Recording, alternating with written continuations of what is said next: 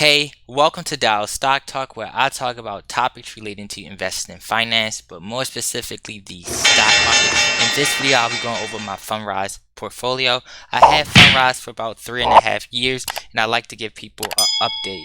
Now, if you're new to Fundrise, make sure you check out my suggested video. But in a nutshell, Fundrise is a portfolio that allows you to invest in real estate online. So what happens is they gather a lot of investors money together, and the company Fundrise end up buying it.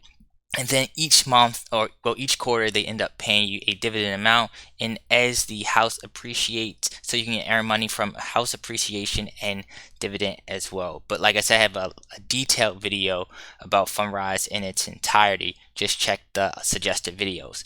But like I said, I had Fundrise for 3.5 years. As we can see from dividends of all time, I had $75, appreciation $343 in advisory fees. So of all time, I'm up $416.25. I want to let you know that initially I started in July 2018 with roughly $1,000, and as we can see, it has increased pretty nicely. I will say at first I was a little upset about the returns, but we've seen a strong return for 2021. The returns that they showed me earlier on was lower than expected because I would like to see double digits, but this particular, well, for 2021, I was definitely impressed for that particular returns. Now, so let's check out the performance over for 2021, and they show you the performance based off of each region. This is for the first quarter, the second quarter, third quarter, and fourth quarter, but for 2021, so we can scroll down. I like how they break that down. And the weighted average return for 2021, actually for 2021 is, let me scroll up, 17.4%. So before, in previous years, and which I'll go over, 17.4%. I like that. That's a solid return. Now, will this double digit be sustainable? I don't know, because of like the housing market and stuff. But this particular year, I would love to see double digits. If I could see double digits, or 8 or 9 or 10, I'll start contributing more. But this was 1 year, so I don't want to get too ahead of myself. 2020 it was 6.8, which was not that bad. 2022 just started, and they end up paying you dividends. They end up paying you quarterly. So that's why that's 0.1, because the year pretty much just started. But let's look at the previous years. So the previous years for reported net asset value, that's kind of because with real estate, they kind of base it off of the how much money you received and house appreciation. So for partially 2008, that would be like 4.1. So that was for half the year. So that would have been, you can say if you double it, so that's what was probably 8%. But partially for 2018, 4%, 2019, 7.8%, 2020, 6.8%, and for 2021, 17.4%. So that gives you for the all-time 10.7%, which is not bad. Now, initially when I started the platform, they said they can expect between, I believe, 10 to 12%.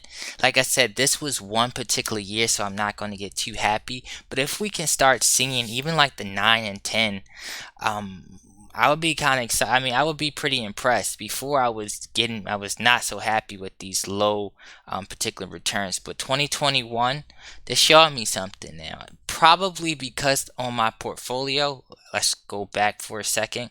On my portfolio, it has long-term growth. So earlier on, I might have gotten a smaller amount because I'm not getting money mainly from dividends but house appreciation. As you can see, most of the money I earn from house appreciation. I'm focused on long-term growth, so most of the money I accumulate, or the value of my portfolio accumulate, based off of house appreciation. So as you can see, I got $75 worth of dividends, and for appreciation, $343. And by the way, if you're looking for any alternative investment or different types of investment relating real estate, providing loans, or other crowdfunding platforms, make sure you check out my suggested videos.